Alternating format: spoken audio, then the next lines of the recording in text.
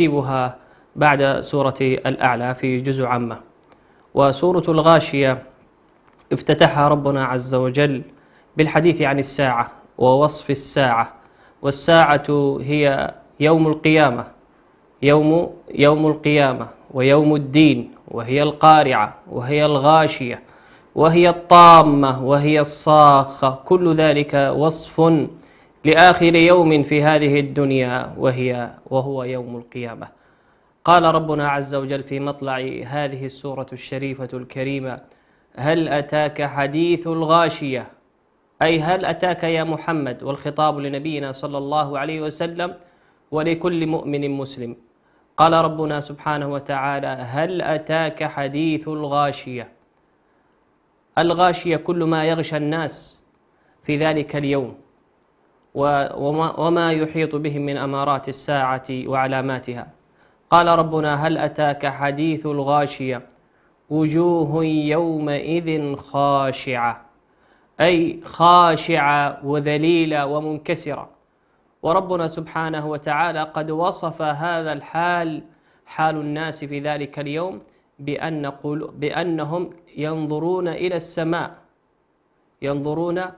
السماء، وجوههم تعلوها السكينة والخشوع لذلك اليوم، لأنه ذلك اليوم يوم عظيم سبحانه وتعالى، يوم يفر الخلائق من بعضهم البعض، ويوم الحساب، ويوم المحاسبة، ويوم المكاشفة، ويوم كشف المستور إن ربهم بهم ويوم تبلى السرائر في ذلك اليوم. ونبينا ورد عن نبينا صلى الله عليه وسلم بأنه كان يدور في ذات ليلة في سكك المدينة، أعني مدينة الحبيب صلى الله عليه وسلم، المدينة المنورة، فسمع تاليا يتلو قوله سبحانه وتعالى: هل أتاك حديث الغاشية، فما كان منه صلى الله عليه وسلم إلا أن أسند خده الشريف على الباب وهو يقول: نعم أتان، نعم أتان، نعم أتان، أي أتاني ربي خبر الغاشية. وجوه يومئذ خاشعة، أي خاشعة لهول ذلك اليوم، هول يوم القيامة. وكل مؤمن عاقل ذو لب حري به أن يستعد لذلك اليوم الذي يطيل فيه الناس الخشوع والخضوع والذلة والانكسار. قال ربنا: عاملة ناصبة. وقد ورد بعاملة ناصبة أي التي تكد في هذه الحياة الدنيا وهي ليست مؤمنة. وقد ورد بأن ومنهم من أهل الكتاب الذين يكدون: عاملة ناصبة تصلى نارا حامية. وإن كان ورد بعض تفسير أهل العلم فيها أن غير المؤمن الذي يكد في أعمال الخير، قالوا أن ربنا سبحانه وتعالى الغير المسلم الذي يعمل أفعال الخير يكد، ربنا سبحانه وتعالى يعطيه بعدله ورحمته، يعطيه ويثيبه على فعل الخير في الدنيا. وأما في الآخرة إن لم يسلم ويؤمن وينطق الشهادتين فمآله إلى جهنم وبئس المصير. قال ربنا عز وجل: عاملة ناصبة تصلى ثم ربنا عز وجل وصف الجحيم ووصف النار. هذه النار وهي مخلوقة منه سبحانه وتعالى، خلقها الله عز وجل ليعذب بها الفجار والذين تنكبوا الصراط. وهذه النار كما ورد في الصحيح أنها يجرونها 70,000 ملك، لها 70,000 زمام، في كل زمام 70,000 ملك يجرونها من هولها.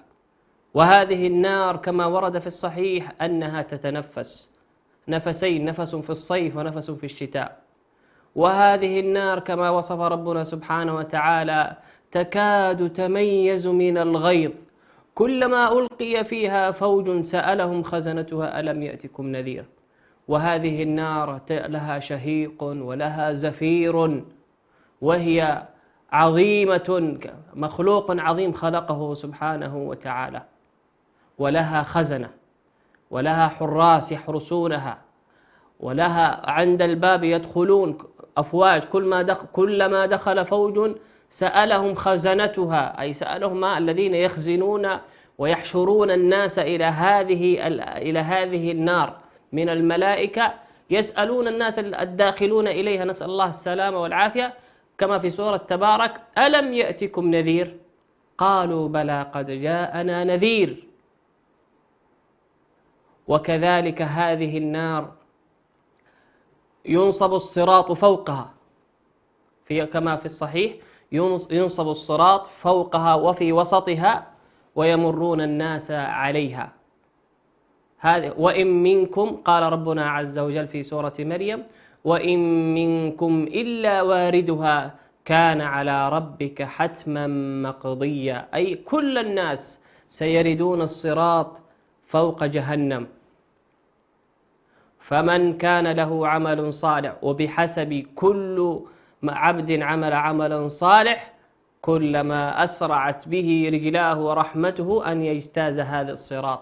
قال ربنا سبحانه وتعالى: وإن منكم إلا واردها كان على ربك حتما مقضيا ثم ننجي الذين اتقوا، أي الذين يتقون الله عز وجل، ونذر الظالمين فيها جثيا. وهذه النار فيها كلاليب يعني تخطف الناس الذين يقعون، تخطفهم وتدخلهم إلى قعرها. وهذه النار لها دركات ولها مستويات في داخلها، كل مستوى فيها وكل دركة فيها لأناس عملوا أعمالا. فوقود هذه النار من الكفار، نسأل الله السلامة والعافية. وهذه النار لها لباس يلبسون فيها أهلها، لباس خاص بها، ولهم طعام خاص بهم، ولهم شراب خاص بهم، ولهم مجالس من حميم يتكئون عليها خاصة بهم. كم يجلسون فيها؟ المؤمنون والمسلمون يطهرون، كل بحسب ذنوبه يدخلها ويطهر ويخرج منها برحمة الله عز وجل وعدله.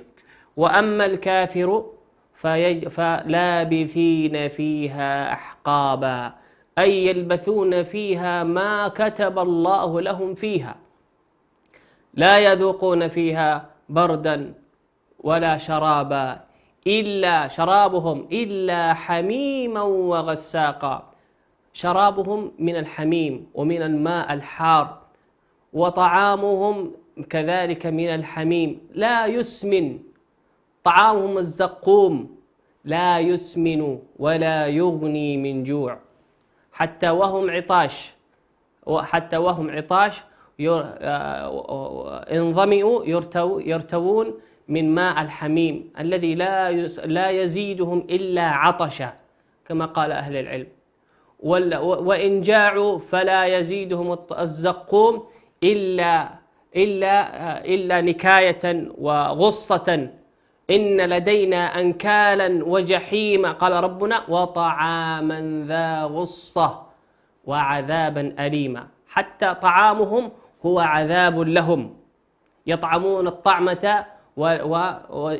الطعمة وتغص في أحلاقهم في حلوقهم، ولا يستطيعون أن يأكلوا ولا يستطيعون أن يشربوا ولا يستطيعون أن يرتووا، نسأل الله السلامة والعافية. قال ربنا عنهم: عاملة ناصبة تصلى نارا حامية تسقى من عين آنية، أي من نار شديدة وحميم كما تقدم. ليس لهم طعام إلا من ضريع لا يسمن ولا يغني من جوع. هذا وصف أهل النار، نسأل الله السلامة والعافية. وأهل النار لهم أمنيات، وأمنيتهم هي الماء، هذا الماء الذي هو حياة الأرض. قال ربنا عز وجل: وجعلنا من الماء كل شيء حي أفلا يؤمنون. هذا الماء الذي فيه ينبت الله عز وجل به الأرض، فينبت هذا الماء وانتعاشه حلاوة وانتعاشا في أرواحنا وأنفسنا. أمنية أهل النار أن يشربون من الماء، أن يشربون فقط من الماء. ونادى أصحاب النار أصحاب الجنة كما في سورة الأعراف أن أفيضوا علينا من الماء أو مما رزقكم الله. فما كان الجواب؟ قالوا إن الله حرمهما على الكافرين. نسأل الله السلامة والعافية. هذه أمنيتهم الوحيدة، أن يشربون الماء. ولذلك حري بنا أن نحافظ على نعمة الماء وكل النعم، وإن تعدوا نعمة الله لا تحصوها، وإن تعدوا نعمة الله لا تحصوها ولئن شكرتم لأزيدنكم. ثم ربنا عز وجل وصف بعد وصف حال أهل النار، نسأل الله السلامة والعافية، وصف حال أهل الجنة، جعلنا الله وإياكم منهم. قال ربنا عنهم وجوه يومئذ ناعمة لسعيها راضية في جنة عالية لا تسمع فيها لاغية فيها عين جارية فيها سرر مرفوعة وأكواب موضوعة ونمارق مصفوفة وزرابي مبثوثة. أهل الجنة جعلنا الله وإياكم منهم، لهم طعام ولهم لباس ولهم سوق ولهم زيارات يتزاورون ولهم أزواج ولهم درجات ولهم أمنيات ولهم أصحاب، كل ذلك في الجنة. جنة عرضها السماوات والأرض أعدت للمتقين، جنة أعدت للذين آمنوا بالله ورسله. هذه الجنة طيبة مطيبة منه سبحانه وتعالى، لها ملائكة عند بابها، كلما دخل عليها داخل يقولون سلام عليكم طبتم فادخلوها خالدين. هذه هي الجنة، جعلنا الله وإياكم منهم. وهي طلب كل مؤمن، وهي حاد الأرواح إلى بلاد الأفراح، وهي نزهة المشتاقين إلى ربهم سبحانه وتعالى. كل إنسان يسعى أن يرضي الله عز وجل وأن يكون في جنته سبحانه وتعالى. قال ربنا في بداية وصفها وجوه يومئذ ناعمة، ناعمة وليست خشنة، ناعمة بنوره سبحانه وتعالى. قال عن ربنا عز وجل عن وصف وجوه أهل الجنة، جعلنا الله وإياكم منهم. قال ربنا في سورة القيامة وجوه يومئذ ناظرة، وجوه يومئذ ناظرة من النظرة والسرور تعلو محياهم، إلى ربها ناظرة، إلى ربها سبحانه وتعالى. وقال في سورة عبس وجوه يومئذ مسفرة ضاحكة مستبشرة. هذه هي وجوه أهل الجنة، تعلوها السكينة وتعلوها البسمة ويعلوها السرور وتعلوها البهجة ويعلوها النعيم، تلوح في وجوههم نظرة النعيم.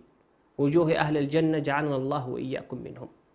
وأعلى ما في المرء وجهه، أعلى ما في المرء وجهه، وعنوان المرء وعنوان عمله وحسنته وسيئته ترى في وجهه، فما كان منه سبحانه وتعالى إلا أن أرضاهم وجعل حسناتهم في آخرتهم وجوه ابتدأها وجوه يومئذ ناظرة، تعلو وجوههم النظرة والسرور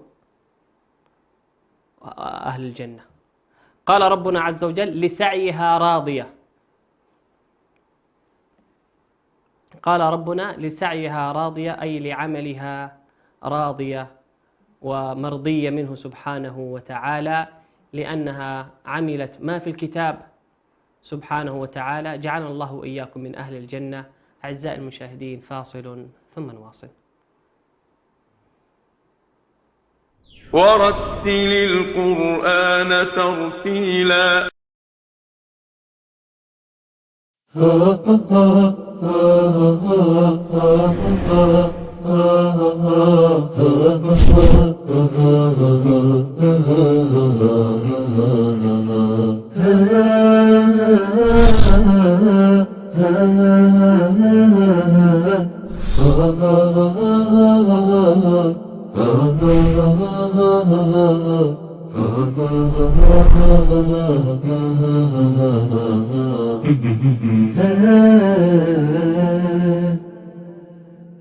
ورتل القرآن ترتيلا.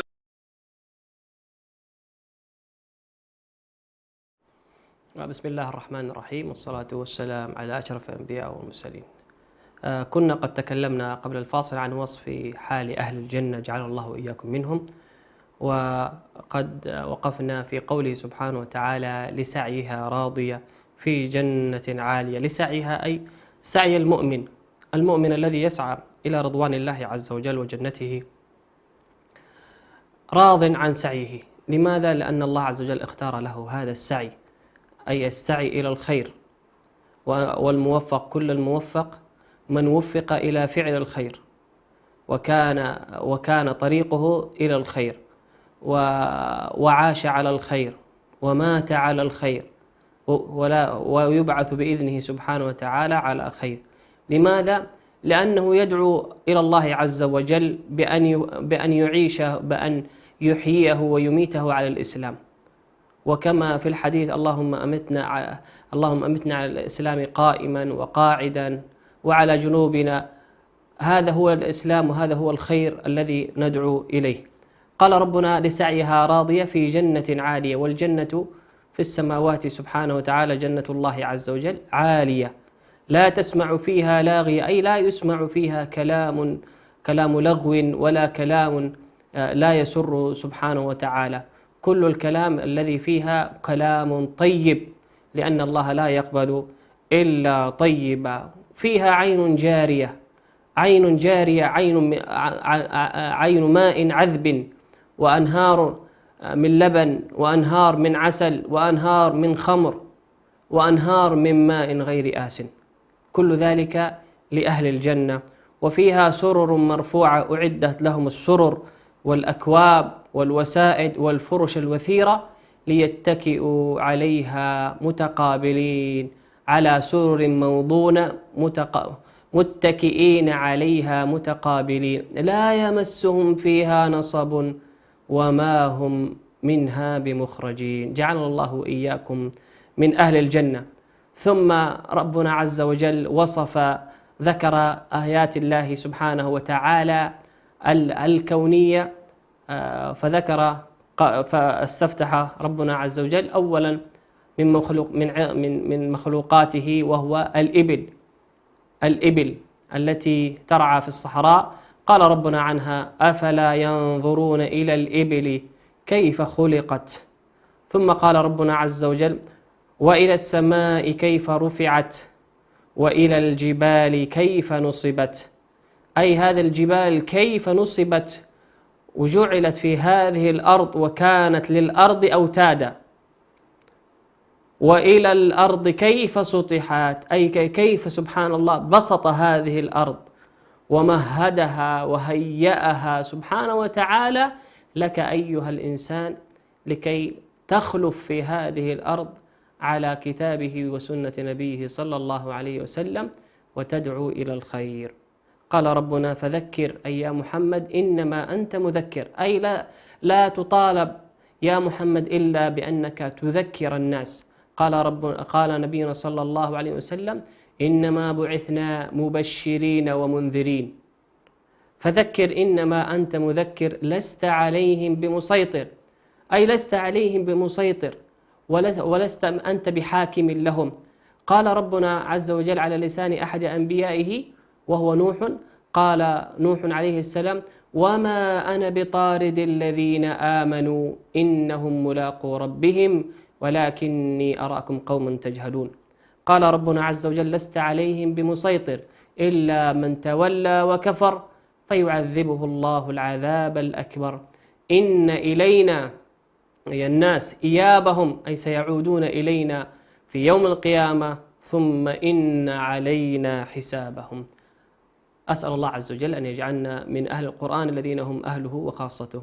وكنا قد توقفنا في أحكام التجويد في الحلقات السابقة، وأتممنا أحكام النون الساكنة وأتممنا أحكام الميم الساكنة، وها نحن الآن بإذنه سبحانه وتعالى سنأخذ حكما جديدا، وهو حكم النون والميم المشددتين. حكم النون والميم المشددتين.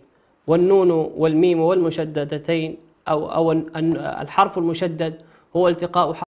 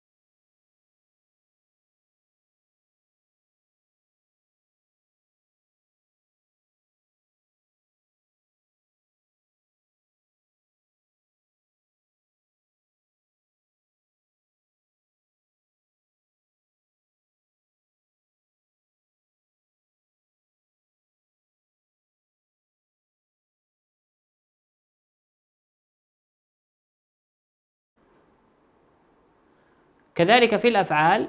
من أمثلة الميم المشددة في الأفعال قول رب عز وجل في سورة يوسف: ولقد همت به.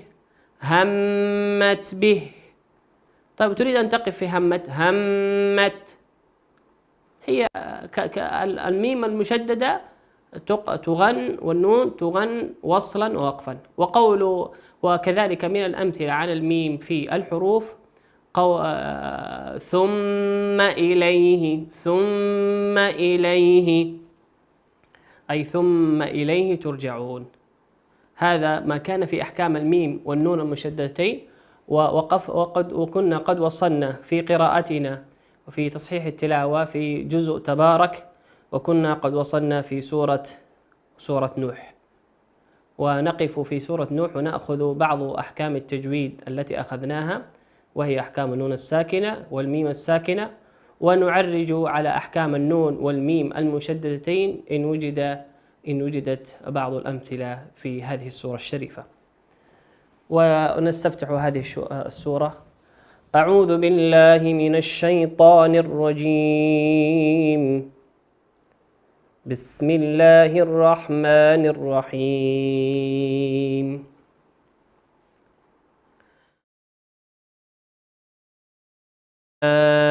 أرسلنا نوحا إلى قومه أن أنذر قومك من قبل أن يأتيهم عذاب أليم.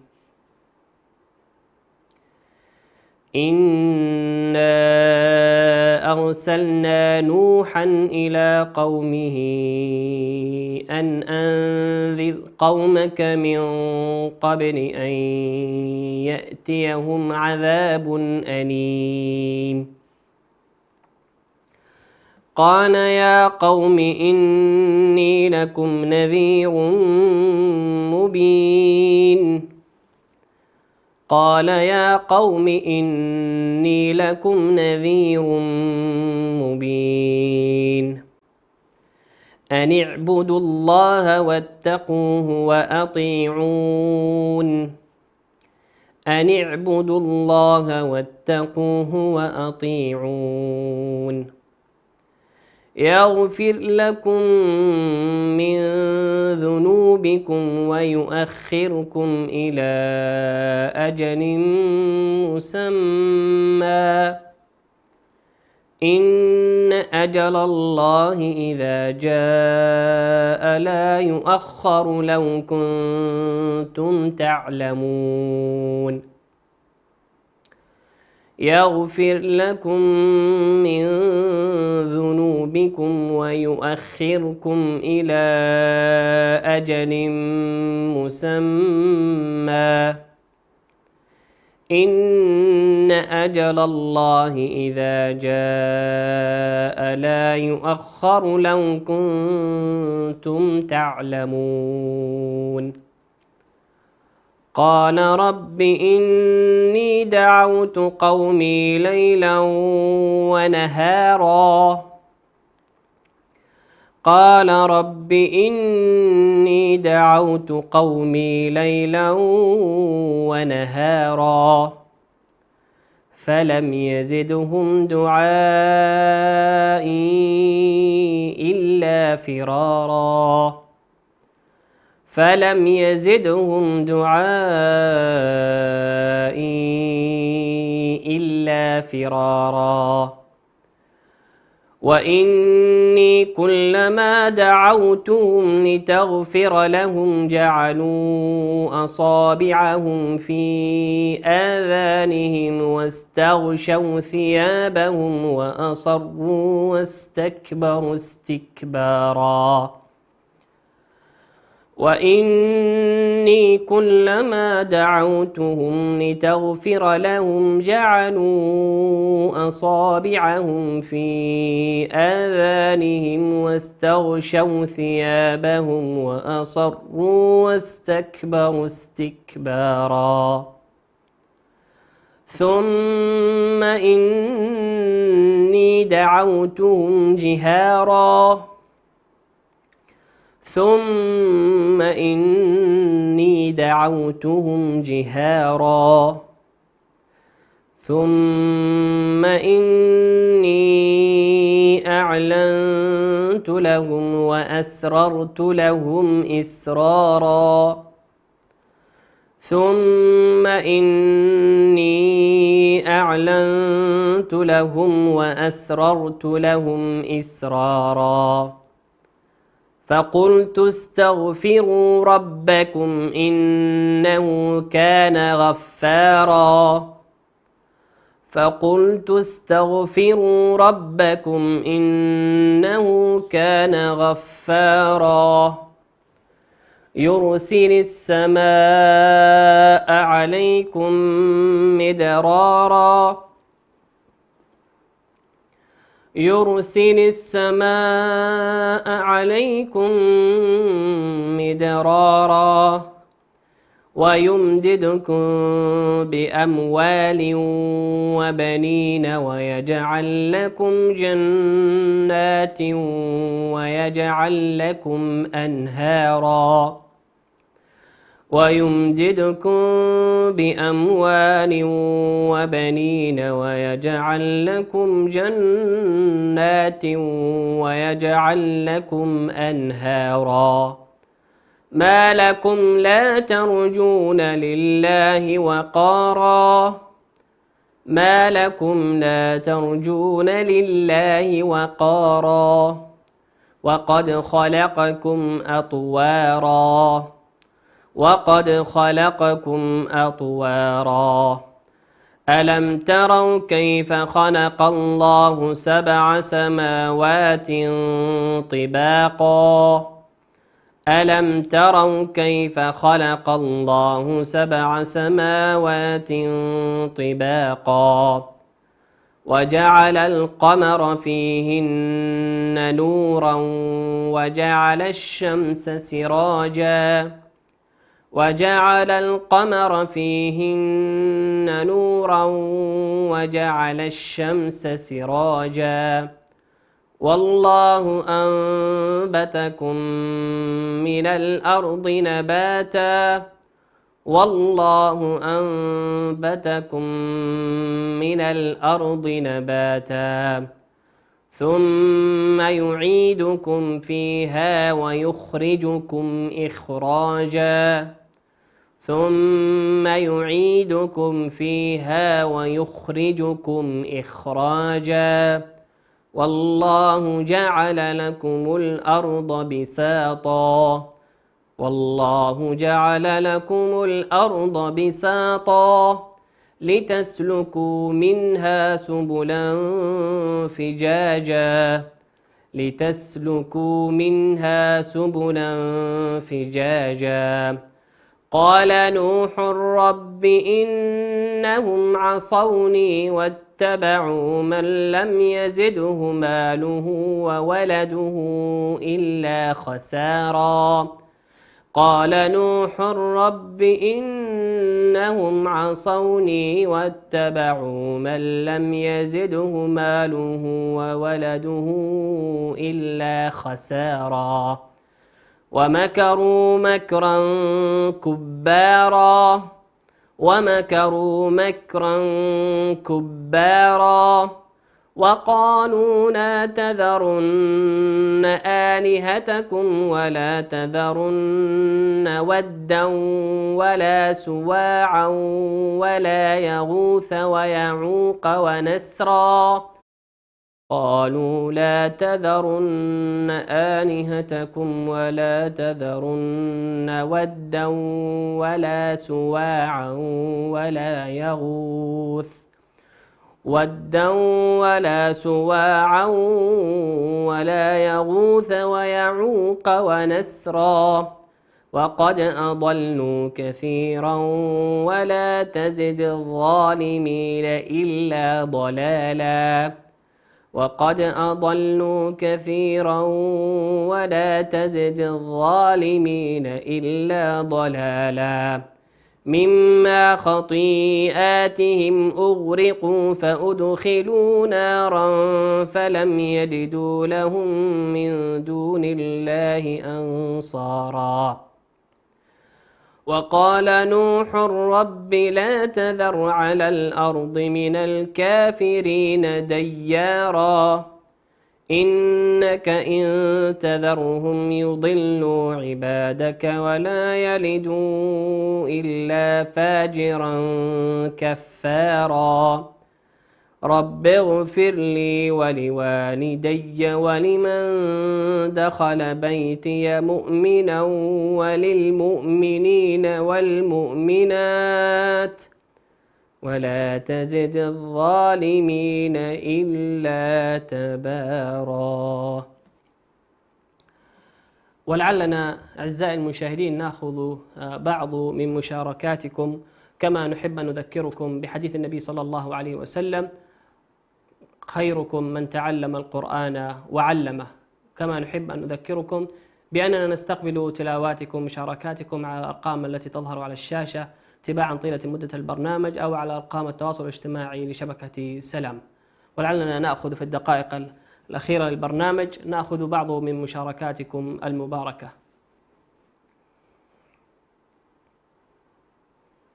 فالحاملات وقرا فالجاريات يسرا فالمقسمات أمرا إنما توعدون لصادق وإن الدين لواقع والسماء ذات الحبك إنكم لفي قول مختلف يؤفك عنه ما الأفك قتل الخراصون الذين هم في غمرة ساهون يسألون أيام يوم الدين يوم هم على النار يؤفكون ذوقوا فتنتكم هذا الذي كنتم به تستعجلون إن المتقين في جنات وعيون آخذين ما آتاهم ربهم إنهم كانوا قبل ذلك محسنين كانوا قليلا من الليل ما يهجعون وبالأسحار هم يستغفرون وفي أموالهم حق للسائل والمحروم وفي الأرض آيات للموقنين